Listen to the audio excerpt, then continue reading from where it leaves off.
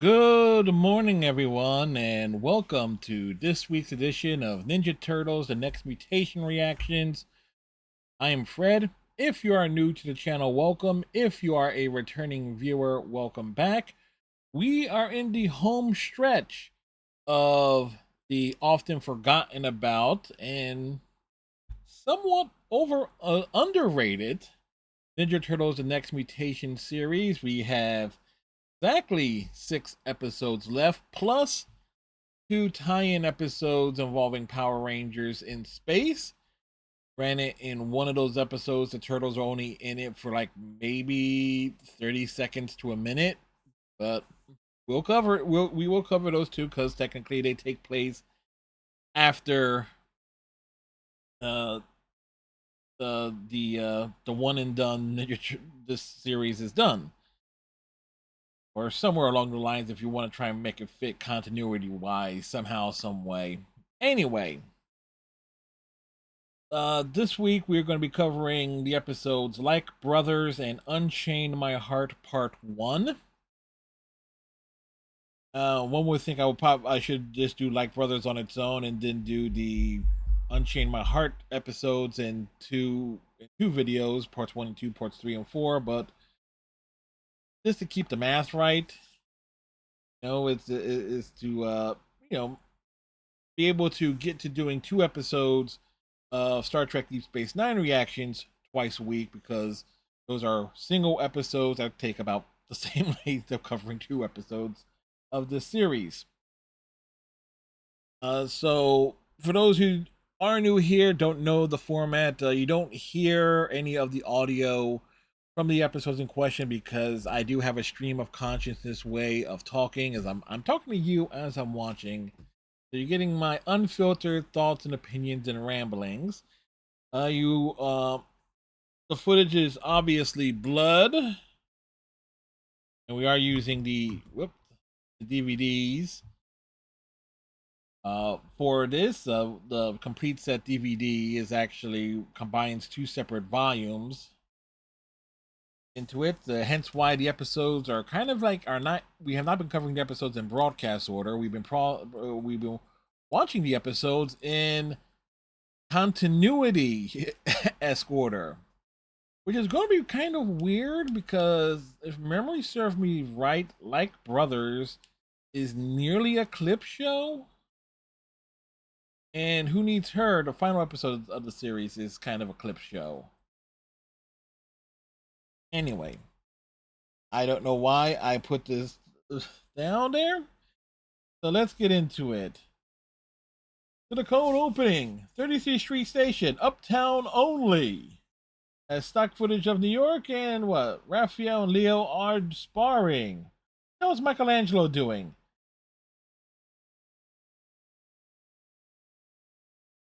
Yeah, yeah, they are doing some defense sparring, but they are moving kind of slow, which is that's a bit odd considering how slow they're moving. When a lot of the combat choreography in prior scenes have been a little bit quicker pace before, not factoring in footage being sped up. He Michelangelo's trying to use one of Venus's kabai balls in his shake, and I'm going to ignore the fact that Michelangelo was throwing some orange peels in the blender. It's Michelangelo is just weird, but it is explained that the two turtles, Raphael and Leo, have been going at it for a while. And Raphael is just roasting Leonardo for him being slow and useless, and that he's unsure of himself, which is kind of typical for Leonardo in general. He's because of his leadership qualities. But Raphael is just laying in the thick there that like Leonardo calling Leonardo useless. And it's weird. It's like it's Raphael mocking someone for losing their temper, and Leo is going to lose it. He's going to lose it. He's charging in. Woo! And Raphael went flying over the table nonetheless. That's a hell of an opening. And I could be wrong about the whole clip show bit for this episode. At least that was like the general impression I got. But it was a decent intro, and this building around the tension between Raphael and Leonardo that is very consistent in the 390s movies, this series to a little extent, the 2003 series, and and almost every other Turtles media. Michelangelo got frozen food. How? Did he steal it? Were they being tossed out?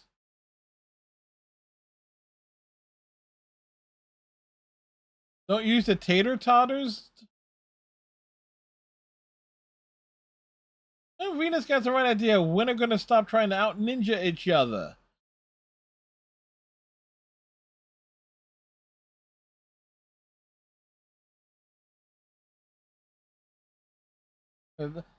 Now, here's the thing: they bring up that sibling rivalry, even though in the early on they point out that they're not really brothers, but an adoptive family. Oh, and now Leonardo wants to roast Raphael. Oh, it is a clip show, so they're doing a flashback to early in the series where Raphael goes off on his own and gets ambushed by the Foot. That's only happened in one episode. Overly dramatic.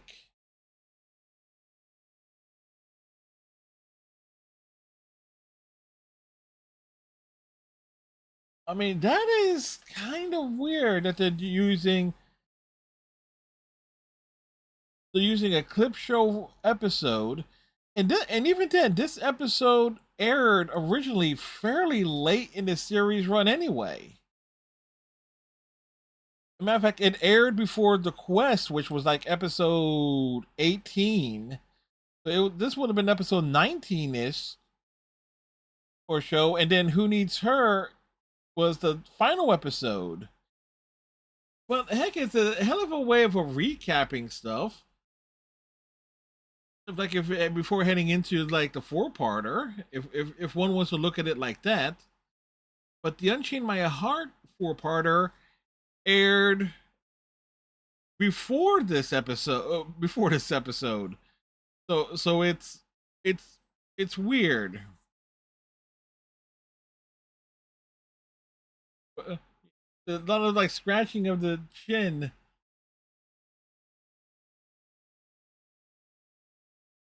Pointing out a nice clip of bringing back showing Silver and the whole lottery ticket episode. But and this is going to be a tough one episode to talk about. The question is how much new footage and stories that they're going to have here, other than Leonardo and Raphael bickering and like trying to one up one another. Michelangelo siding with Raphael and Donatello siding with Leonardo, and Venus is being caught in the middle.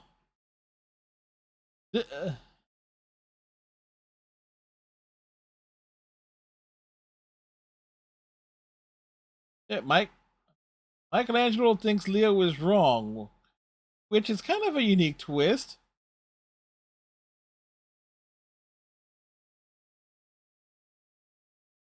It's true. Michelangelo will not know what a sophomoric ignoramus is. That would be a Chuck Kirok supporter, by the way.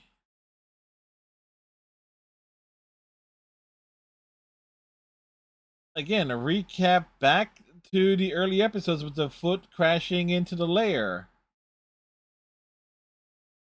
And at the same time, this episode is reaffirming that the Foot existed in this show, and that they were only seen like in the first couple of episodes before the Shredder was, uh, basically written out. until Orokusaki's returned.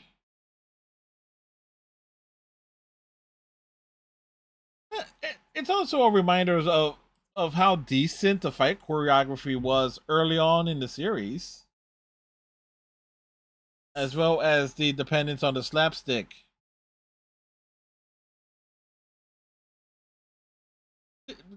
Decent still. There are some decent stills when they choose to cut from one to the other, but I get it. It's a bottle. It's a bottle episode. Use as much footage as possible, but give as much lore as possible. And remember the PlayStation One esque looking dragon realm, mirror realm.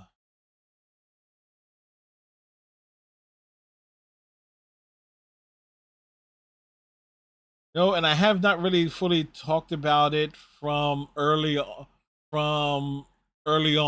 Is like how much I really don't like how Splinter looks in this series.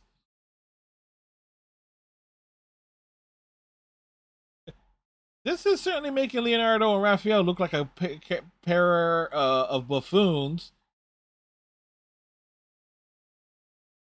Like, think about it. When have they ever gotten along?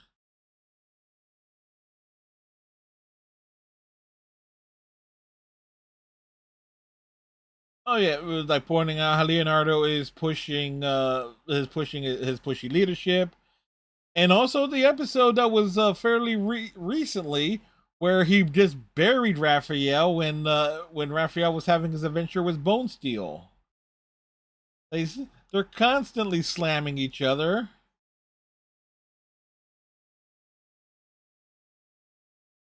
Ah, when the beam crashed in on the foot. Again, it's like we're watching the episode to get through it. It's like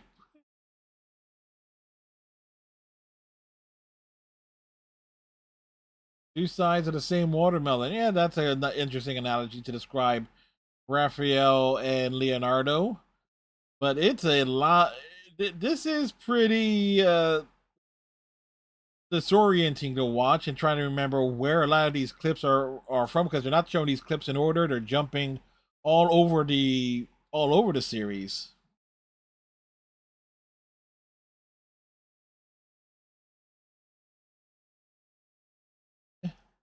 I would. I want to take also a moment to talk about Raphael's size that they can be combined to form like a double-bladed staff-like weapon. I think that's the only. I think that's the only time that's ever been seen in any iteration of the Turtles. Like,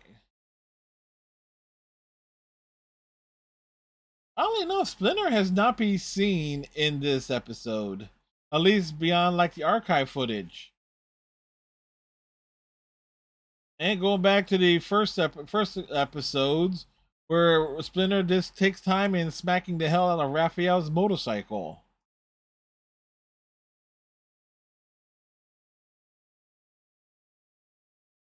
He's tooling around. He's tooling around the streets.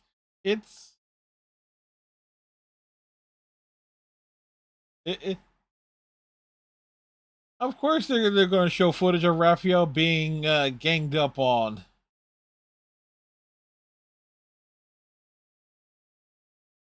It it's but go fight defensively by being offensive.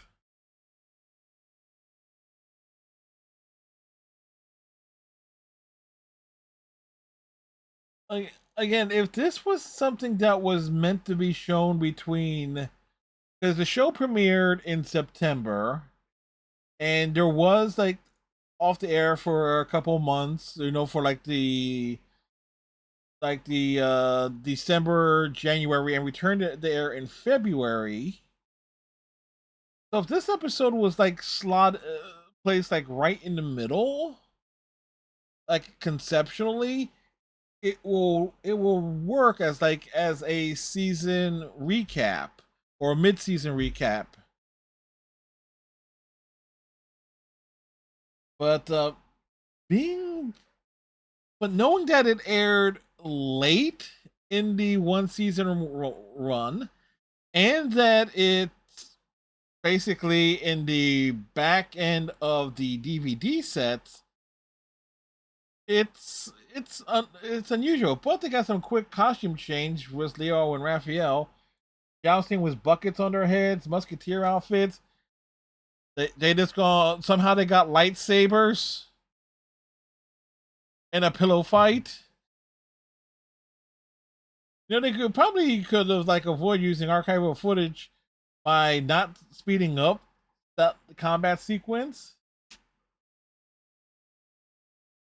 But this is again, this is kind of tough to talk about. It's tough to talk about a recap episode. Leo beat Raphael in an arm wrestling contest. Oh, what the bet was for Raphael to leave?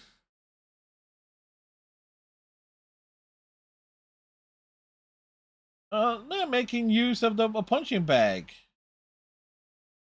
Oh, Raphael is living up to the bet, and he's packing.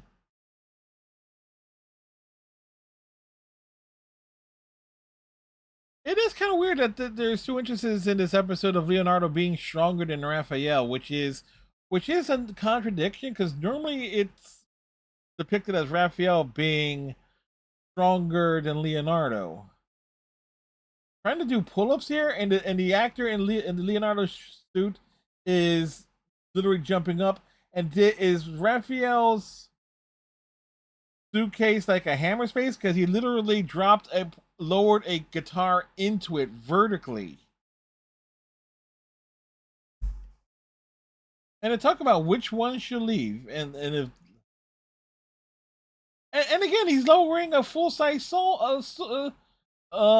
surfboard into the suitcase. It is an interesting divide here. That Michelangelo siding with Raphael, Donatello siding with Leonardo. If like one leaves, the other leaves. Oh, to bring back footage from the King Wick episode, like showing how they teamed up to deal with Wick.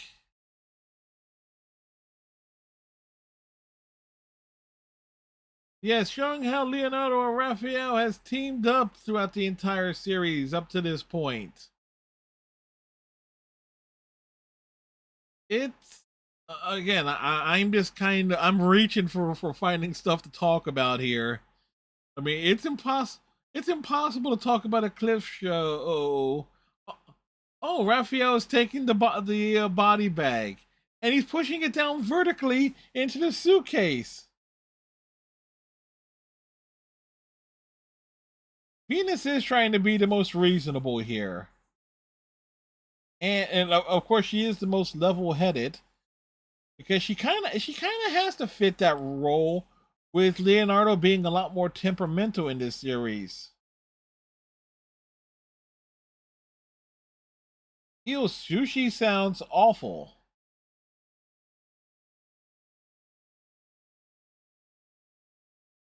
It, again, a lot of but a lot of the footage is from the opening five-parter with some footage from other episodes, but the majority is from the opening five-parter miniseries, a story arc.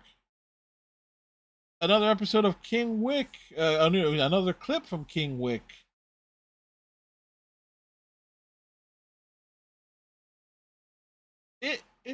It's like having watched the episodes fairly recently. It's kind again, I said basically everything I wanted to about these episodes and stuff early on.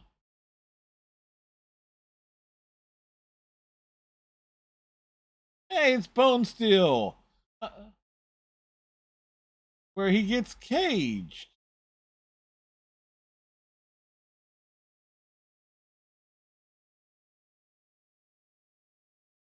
Booking.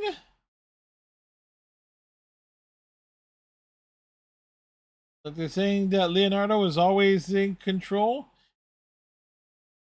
I just noticed a little stuff with the binoculars says that insane the membrane. Like this episode is roughly 50% new footage, 50% old footage, and goodness gracious, I forgot how hokey the Shredder outfit looked, especially since it did not have a cape, which is unfortunate. Oh no, empty boxes fell on him.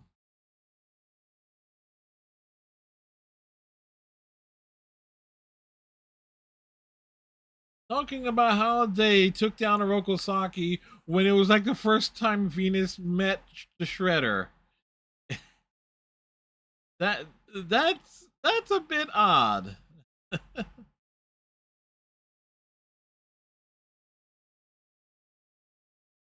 And of course this episode is taking place here in the at least in the DVD set because of Andre's appearance from the episode The Guest, which is what we watched which we watched last week. It's so that's why this episode is placed here in the DVD set. So this way it's not, out of continuity with the bit of footage from the preceding episode. But when this episode first aired, it aired before the guest episode, so it's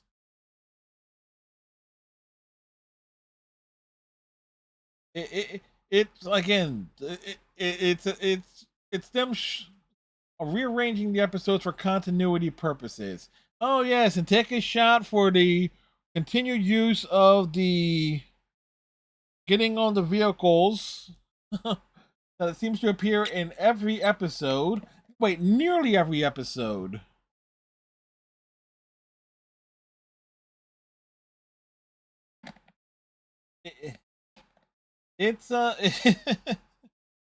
It, it's it's certainly a choice to keep using that footage, and it's also an odd of footage when they show like Venus clearly getting into the passenger seat up front, and then whenever they show daytime footage of them driving along, Venus is standing in the back between Donatello and Michelangelo.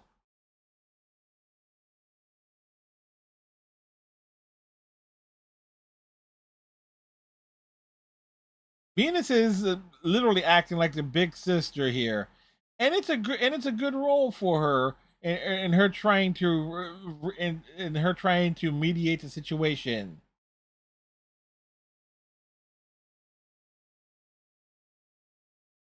Leonardo and Raphael have legitimate beef, corned beef more than likely, and now all four of them are bickering a bit.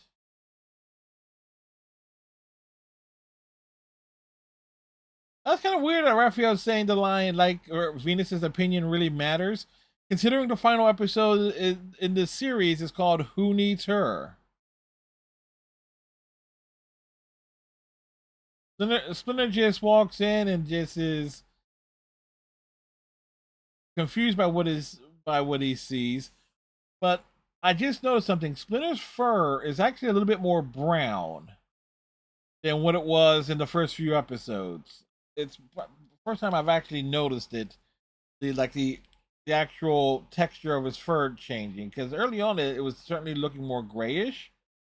So I'm not sure if they dyed the fur to make it look, more authentic to the '87 series. But huh, that certainly was an episode. That was an episode to get through. Really, the stuff outside of the of all the clips, there was enough there of the new footage that was actually good. The sparring stuff and bits with Leonardo and Raphael doing different ways of trying to one up each other, going ahead, and they're going head to head. They could have stretched that out because some of that footage in the middle of the episode was sped up clearly. And so this could have been like a complete bottle episode, everything taking place in the lair and working out their problems.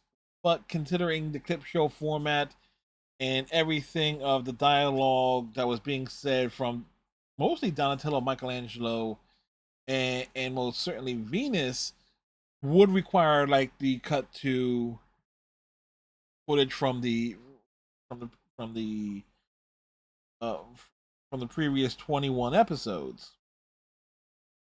Not 21. It's like previous 20 episodes. Excuse me, because technically, like Brothers, in terms of our watch through, is the 21st episode. Um,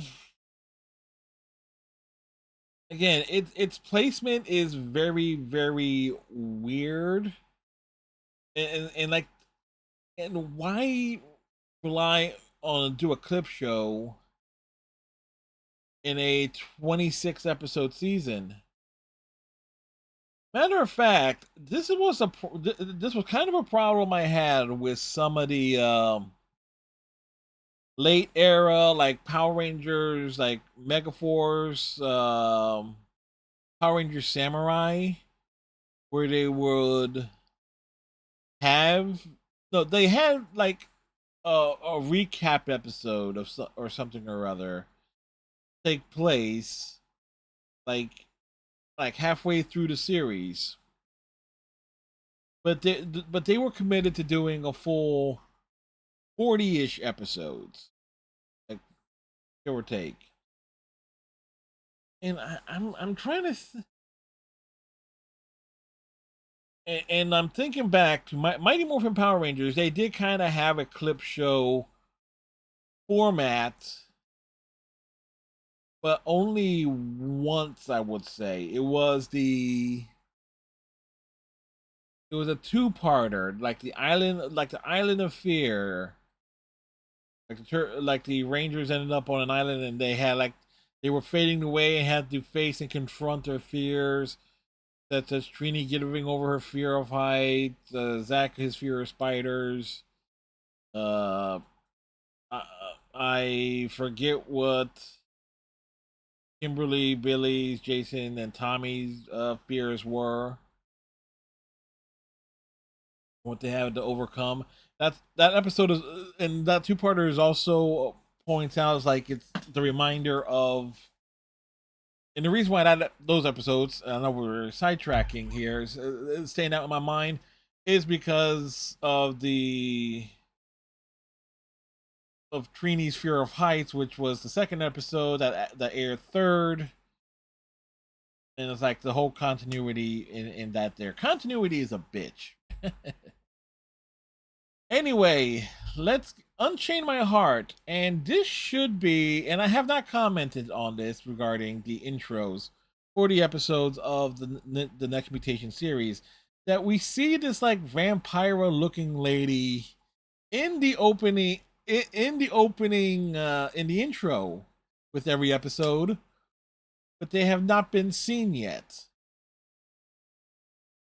So the intro has been having like a major league spoiler the entire time. Anyway, let's get into it. Unchain My Heart Part 1. Stock footage of New York. Who's driving the Hummer? Wait, Raphael's driving the Hummer? No way. No wait. Raphael said he was the one driving the Hummer, but it's Leonardo and Raphael's getting on his motorcycle. So again, the reuse of this footage here is kind of nuts. Matter of fact, there is some major league inconsistency with the footage with the Hummer, because Venus was shown getting into the passenger seat, but it showed that Leonardo was in the passenger seat, and Venus and Donatello were standing in the back, and Michelangelo driving. That's just nuts. Now, where have they gone? Where are they? Oh, a skate park. And this is kind of weird because the skate park area was seen in the previous episode in one of the quote unquote flashback clips. This is the only time that the skate park has been seen. But hey, at least they're showing the turtles doing some skateboarding, and Venus can do some skateboarding. And hey, there's our boy Bone Steel.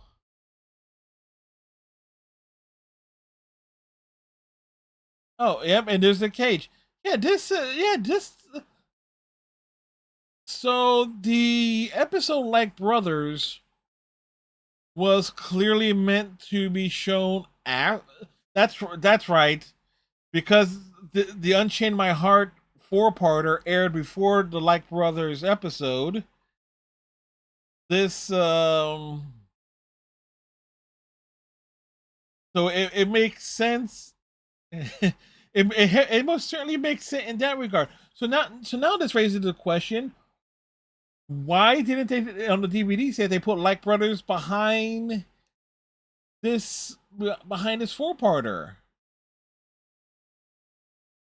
But getting back there to all the way back to the episode to this episode here, always remember Bone Steel has got did capture Raphael easily in the episode Going Ape, and he was just able to capture the turtles here. Donatello's hanging up, Leonardo's cage, Mikey and Venus have been having net dropped on them. So Bone Steel is a capable hunter. Oh, Raphael's cage too, bamboo caged.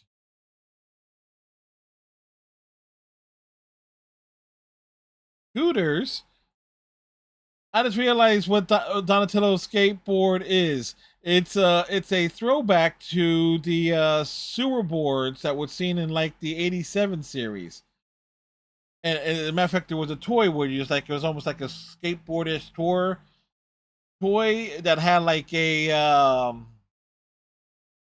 swamp boat fan on the back of it. That's what at least that's what it reminds me of in terms of a practical sense.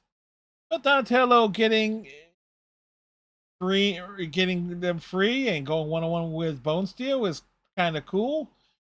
Raphael freeing himself.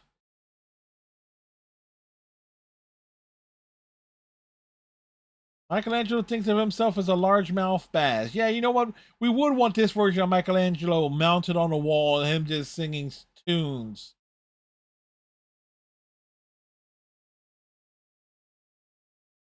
Donatello just being a dick to Bone Steel is just wrong.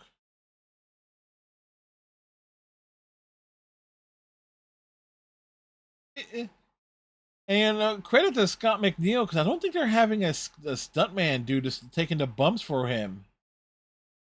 Can you say? Can you say taxidermy? Again, all of this entire sequence here was seen in the Like Brothers clip show episode.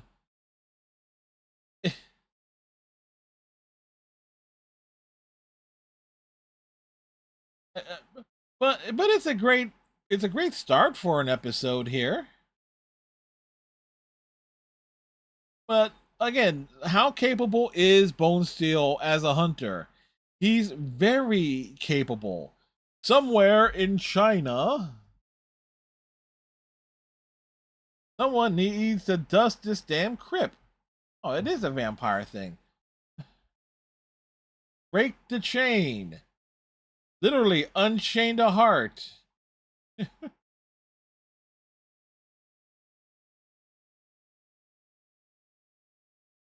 Couple of mischievous kids. You know, we would have gotten away with it too if it wasn't for these meddling kids. And who are these Azula and Ong looking dopes? Hey, it's a skeleton. No, they're all bones.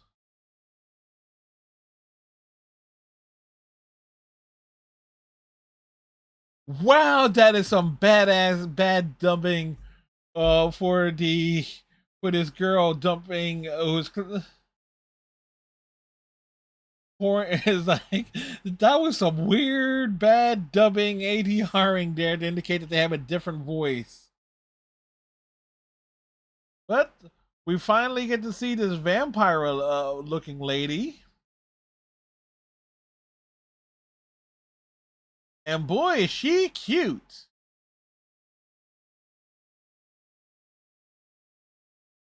Very adorable. She, right? It's the second best looking female character in this series, right behind Venus.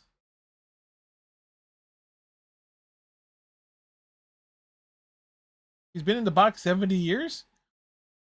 Wow, dude, the bald, this Ong looking kid has this deep voice.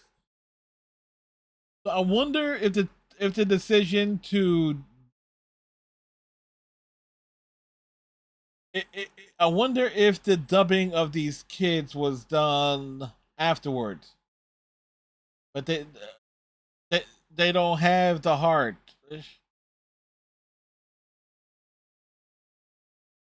The heart is in America.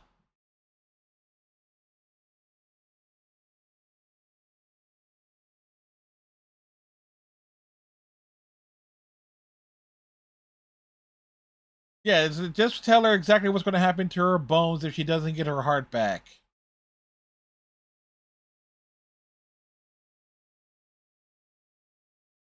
They're easy prey to talking.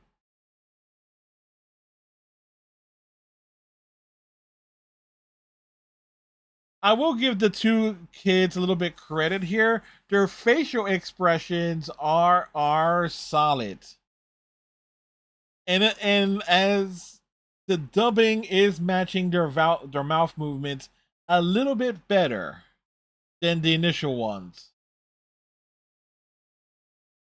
But again, as a callback to Venus's master, uh, it's a very cool callback there to at least tying things in two of tying things back to where Venus grew up. That she grew up in China. That she is not from America, and it's laying things out that this four-parter is going to be focusing on Venus's training and her upbringing, which is kind of important for this series, considering how we don't.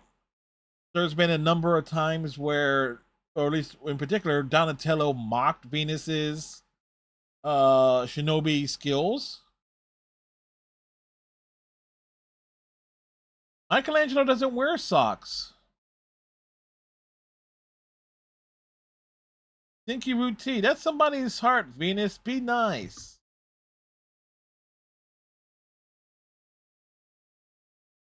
Lu- uh, Bone Bone Steel's rifle is named Lucy, and he's reading it a story, or at least the tracker's guide.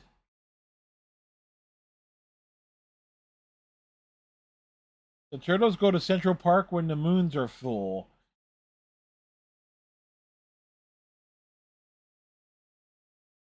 You know, he's literally setting up a trap. Again, this this this episode is doing a great job reestablishing, in case you did not already know, Bone Steel is actually very good at what he does.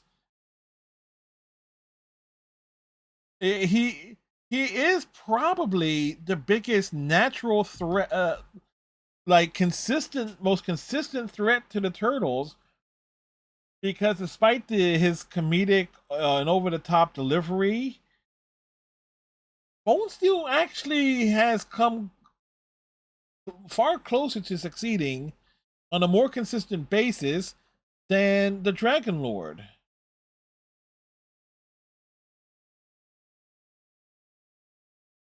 That place is a dump.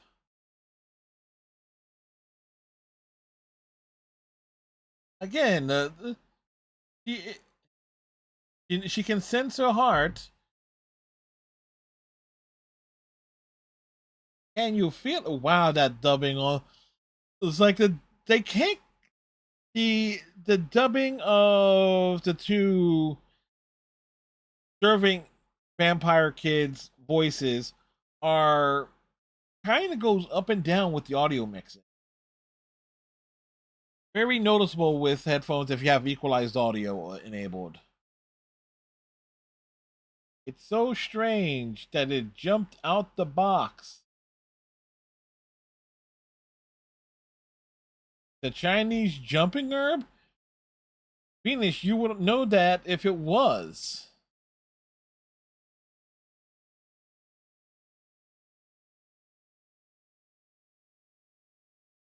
Wait, the, he's gonna be 1,200 years in October.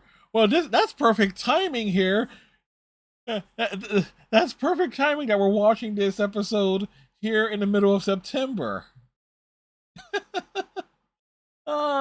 It's amazing how things work out.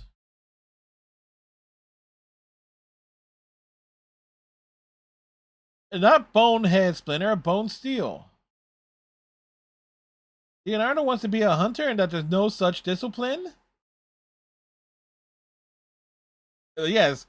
That Splinter pointing out Leonardo does not wearing any pants. That's a good pickup on the wordplay there.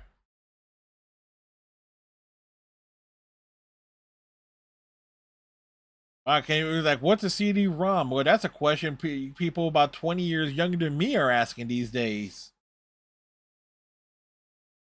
Zulu hunting strategies. That's not the same book that he was reading in the previous shot. But Leonardo's going all in on learning how to hunt and reading the books and such. So the question is, where did he get the books from?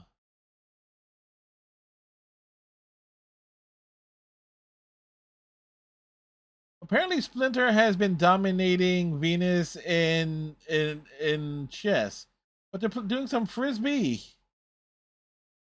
Uh,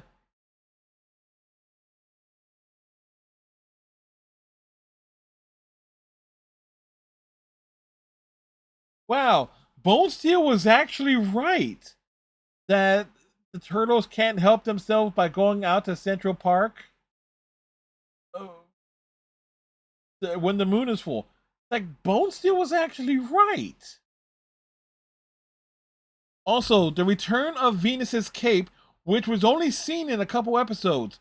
Her debut, the one time she was sparring with Raphael, and now here. And I do like Venus with the cape. It's kind of unique. And of course, second time in this episode, we're seeing the footage of the turtles getting in on the motorcycle and in the Hummer. And also making use of the fact that Splinter is chastising them as they are leaving. Which is actually a bit of footage that's only been seen a handful of times, but probably stands out a bit too much if you're watching the episodes in very short order.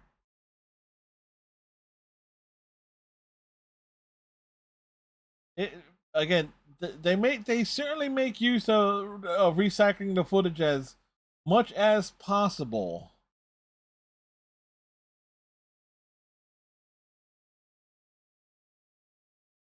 Leonardo was not even driving in that shot; he was in the passenger seat. Heck, in this hell in that shot, Michelangelo is indeed driving with Leo in the driver's. Yeah, uh, that's just weird. It's like, talk about like inconsistency here. I only just noticed it. Well, obviously during this recording session, but it is totally insane that they actually should. So like that Raphael saying like he can't keep up Leo and showing that Michelangelo is the one driving the Hummer. But more Bones. Bone Steel is wearing the Ecto goggles from Ghostbusters. I recognize those anywhere.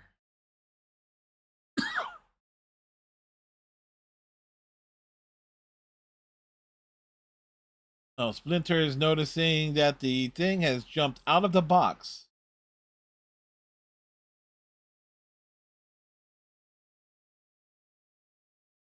It's an evil is there, and they're playing frisbee in the park or glow disc.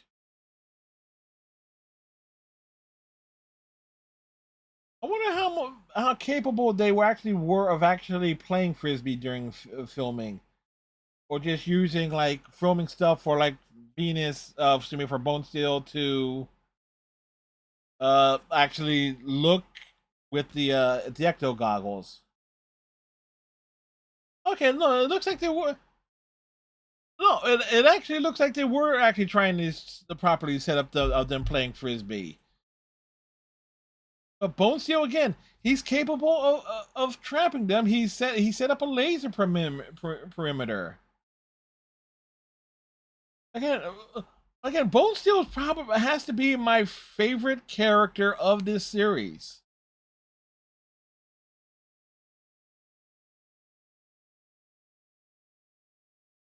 Oh, it's Eleanor the Net Launcher. Eleanor, these are the kids. And again, I really do love how Venus looks with the cape on. Oh, Michelangelo is snapping a catching an arrow and snapping it in a one smooth sequence is pretty cool. I like that. A rock launcher. It's a total rock concert here. Those are some big ass hailstones. Granted those rocks, the rocks actually were bouncing when they landed. But this it is actually showing how Leonardo's was familiar with Bone Steel's tactics, indicating like what Bone Steel was doing and what they need to do. But Bone Steel is overall experience is kind of like overwhelming them a little bit there. Oh no, the vampires have interfered, and Bone Steel has been tranquilized. Shinobi, the kids are going after Venus. Wow, and they just drop kick Leonardo like nobody's business.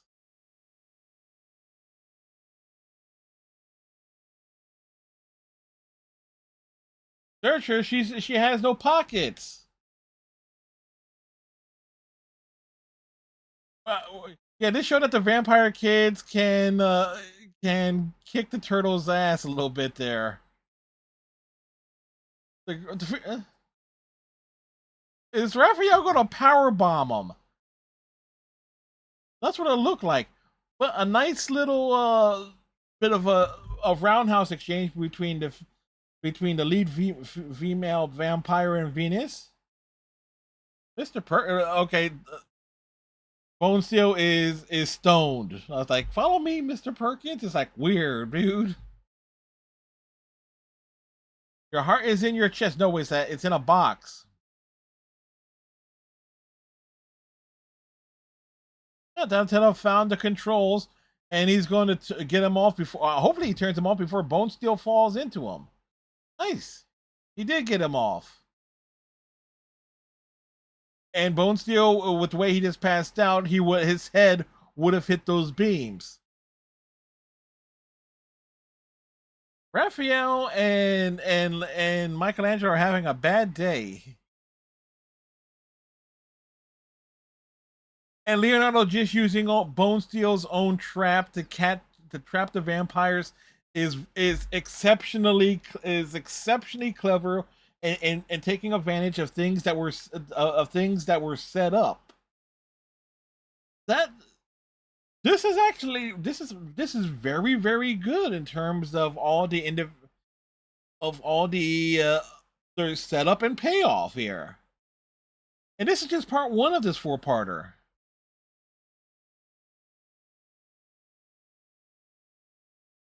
Oh, and there's the heart. Oh, a hell of a cliffhanger there. Like, she wanted to know where the heart was, and the heart was there. Oh, thank goodness for this episode, first and foremost here. I was like, thank goodness this episode was like, okay, we switch to doing two episodes at a time and not doing the episodes one by one because I would have been kind of perplexed on how to really stretch things out there, talking about like brothers. Unchained My Heart Part 1. Going Ape probably is my favorite Bone Steel appearance overall because of how well his personality meshed with Raphael's and their adventures with the ape and the rank in the manor. But the fact that Bone Steel in this episode was actually successful in cornering and entrapping the turtles twice uh, says a lot about how, at the very least, the writers and the people behind this series were set at making Bone Steel. Yes, he's a comedic. Yes, he's a very over the top. He has a very over the top comedic personality, like border, like a Craven mixed with Beetlejuice. But he's consistent in like his skills being on full display. He is an expert tracker. He knows he's an expert planner. He like and it takes some very unique circumstances for him for a lot of his stuff to backfire. It's like a lot of his earlier a lot of his appearances really comes down to a number game. It's 1 versus 5. But when he was in the episode Going Ape, he was able to capture and subdue Raphael easily. If it was not for the escaped ape, Bone Steel would have finished off Raphael. There is no doubt in my mind. This episode here, we see like from the cold open, he is able to capture the turtles. He planned around them being at the indoor skate park. He was able to capture them. Michelangelo and Venus needed help from Leonardo getting out of the net. Leonardo needed help from Raphael getting out of the cage. Raphael was able to free himself from the bamboo cage structure, and Donatello was able to free himself from being hung upside down. But even then, Donatello had to make use of one of his devices, the remote control skateboard, which so happened to be there. The entire park sequence, we actually see a scene where Bone Steel is actually talking to Lucy the rifle and saying that yes, the turtles will go out to Central Park when the moon is full. They can't help themselves. They are turtles. It's like they're a natural instinct. Splinter points out that he does not understand why they always feel the need to go out when the moon is full. And Bone Steel was able to entrap the turtles, planning everything out with a like a laser perimeter. He had everything set up to start pushing them back towards a certain type of I think you know to call it a Metrokian pit trap or or trap pit or some worded to that degree. And if it wasn't for the arrival of the trio of vampires, because Leonardo knows what the counter is like the goal of Bone Steel was to push the turtles back, and the only way to avoid falling into the pit is to actually push forward. If it wasn't for the arrival of the vampires, the turtles would have ended up in that pit. So anytime Bone Steel actually has a setback, it's due to outside circumstances.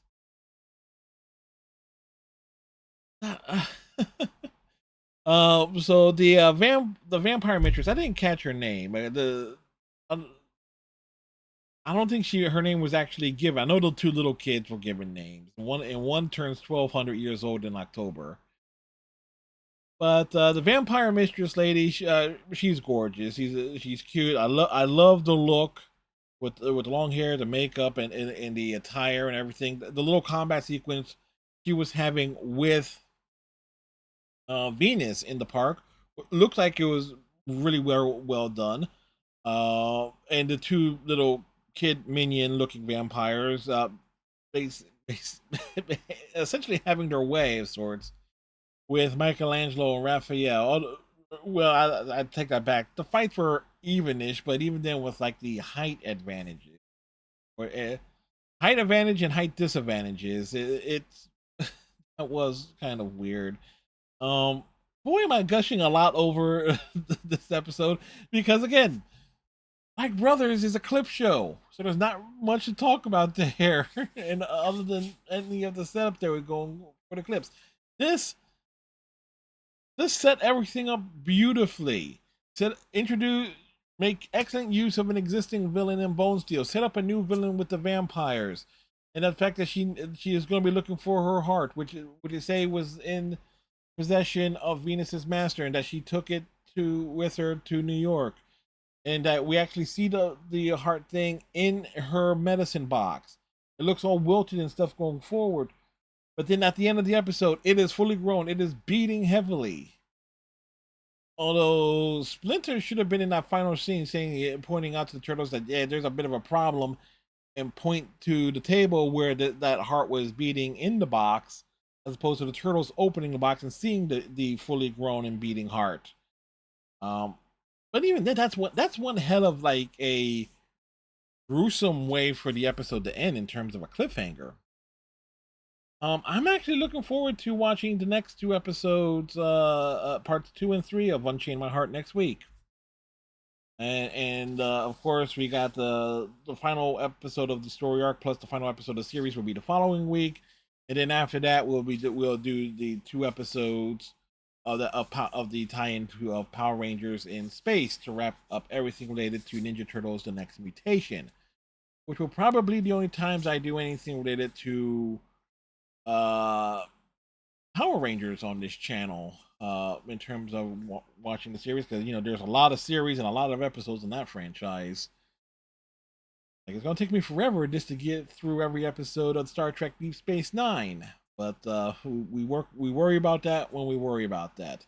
Anyway, I want to thank you all for watching. If you made it here to the very end, much appreciated. Like, comment, subscribe if you're so inclined. Be sure to join us over on my Twitch channel. I stream nightly at this point in time. And recent games that that I have been playing include Gears of War Reloaded, the Shadow of the Tomb Raider, Team Sonic Racing, The Quarry, Indiana Jones, and the Great Circle are just some of the things we've been doing in recent weeks. So with that said, I hope you come and hang out with us. And also I would say that's like at this point in time, because full disclaimer, on the day that I am recording this, I have a very something very important in the afternoon that I'm hoping goes well, that which potentially could lead to some major changes. So we'll see how that shakes out, folks. So fingers crossed. Granted, you all seen this on Wednesday morning, like a day after.